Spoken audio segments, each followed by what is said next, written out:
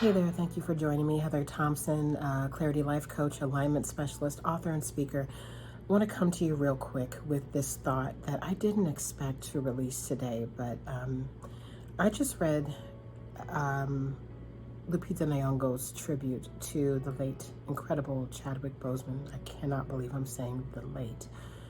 But I thought, first of all, what she said on Instagram today, which today is September the 8th, was beautiful. It touched me so much. It saddened me at the same time. I did not expect to just well up in tears reading what she had to say, but I've been waiting for her words because I know how eloquent she is in so many different ways. But when she talked about him, what I noticed was, yet again, she spoke, about him in such a way that it let me know he lived his life with intention. He was a man of integrity. We knew him to be a man of immense talent, but it seemed that the role of playing King T'Challa was absolutely fit for him. Not just because he could master it physically, but because there were some elements of being someone of great stature, but also of great humility at the same time, a willingness to learn that he also possessed naturally. And I'm so glad that he gave us Black Panther, but more importantly, I'm thankful that he was the man that he was. If you know me well, and many of you don't, I am not a person to be infatuated, even very celebratory of a celebrity who seems to have a bad attitude. I'm just not. I will respect your craft and your talent and the hours that you give to it. But if your personality is such that I'd rather hang out in a dumpster than talk to you, quite honestly, then I'm not impressed by you. But I immediately felt with Chadwick that he was just an incredible human being without ever having met the man. And so for me, Miss Nyong'o's words just hit so hard. And I pray that we have more people like that in the world who get to come to the forefront. And that's why my message that I'm recording right now is for you. If you're following me here on Instagram, on YouTube, on Facebook, I am pretty willing to bet that you are somebody who's always concerned about living life on the highest level, or you are focusing on getting there day by day in incremental ways because you're looking to make some shifts. First, I congratulate you. Second, I thank you. And third, I just ask you to keep going. We need more people like you in the world. We need more people who are like the Chadwick Bosemans with their talent and their personality, with like the Kobe Bryants, like the Naya Riveras, like so many people that we've lost in even the protests that have happened in this year around racial injustice and police brutality and equality, who lost their lives fighting for other people to make sure that they had better ones.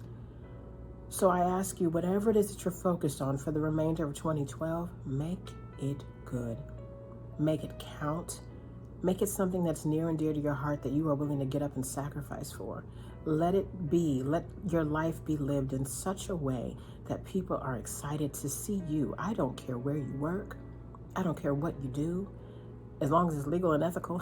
But if it's something, in whatever way that people see you, whether you are a work from home mom, a stay-at-home parent who has made your family your focus for a number of years, whether you are running a small business or a corporation, whatever you do, please do it excellently.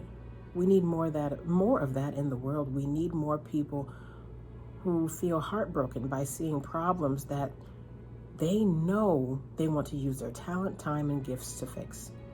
And if they don't know how to do that, they want to raise the person, that child. They want to be a guardian to that child, or take care of others who are going to do it. They're like, this is how I can contribute. I can raise and nurture the next mind who will contribute to that problem, who will contribute to the solution for that problem. I want to see so much more of that. I know it's already happening, but let's make sure that we continue to do so. I remember years ago having a friend who buried her grandmother. And when she told me that, her grandmother died, it was in such a nonchalant way that I thought, oh, maybe she's upset about it and doesn't want to talk.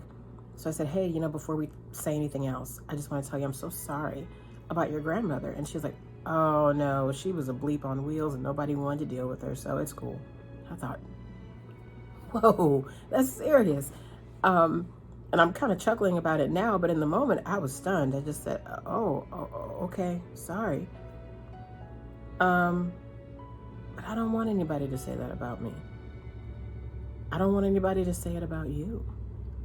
I want more people to feel like I am going to not just feel the loss of you in my life, but the light that you brought with you.